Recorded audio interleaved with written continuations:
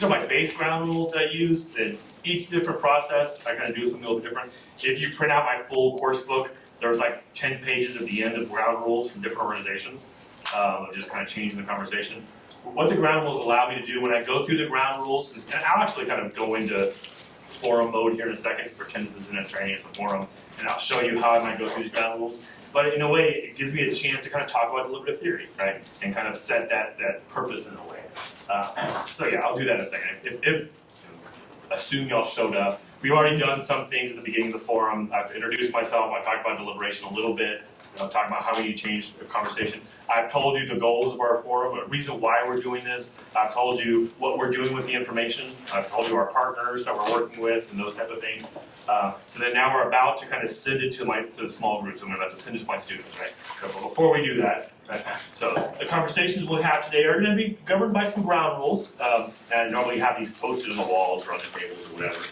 First, speak honestly and respectfully, and we do mean both ends of that, which there's a tension between those, right? So we want you to speak respectfully, but we also want you to be honest. If you're passionate about something, we need you to express that, right? One way to think about this is we want you to be tough on the issue, but easy on the people, right? So speak your truth and don't hold back in some ways, but still you can frame things in a way that are going to be more respectful to people at your table.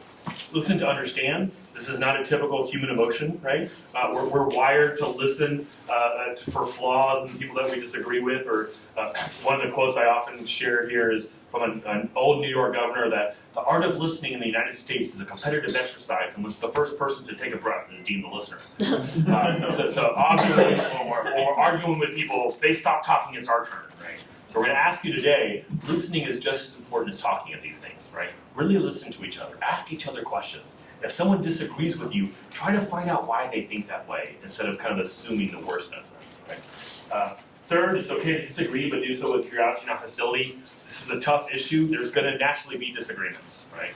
As a community, we need to explore those disagreements and try to make those disagreements productive and to help us kind of understand them.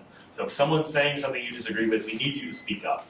But you can speak up in a way, again, that's respectful and try to understand why they think that way and try to negotiate between the two of y'all versus attacking them for thinking that way. Right?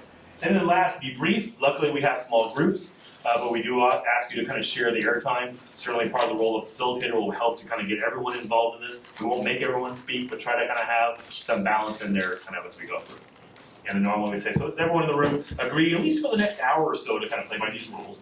For some reason, the psychologists tell us an actual non-verbal, like raise your hand, is powerful for people to do that, right? I will say, we added the, it's okay to disagree after our first couple of years, because we could tell people were being too nice, right? That it was just too much of a polite conversation. So we decided we need to add something in there to balance it. We don't want the ground rules to silence people, right? We don't want them to kind of hold back, So with both the speak honestly and it's okay to disagree, we're inviting people to disagree, and we're making that easier. Right? Research I'm hopefully finishing in the next few days about a lot of stuff I'll do this afternoon with Deliberative Facilitator. And we're learning that we expect these facilitators to do all these things. It's hard to do them. So the more we set things up from the front of the room, set the environment, it enables the facilitator to do more, right? So part of those ground rules are kind of putting things in people's head so then the facilitator can follow up with some specific things later on, right, to make it easy. But show the video here, which is just a little 10-minute video to kind of to start off this conversation, which again, the NIF one kind of has these videos.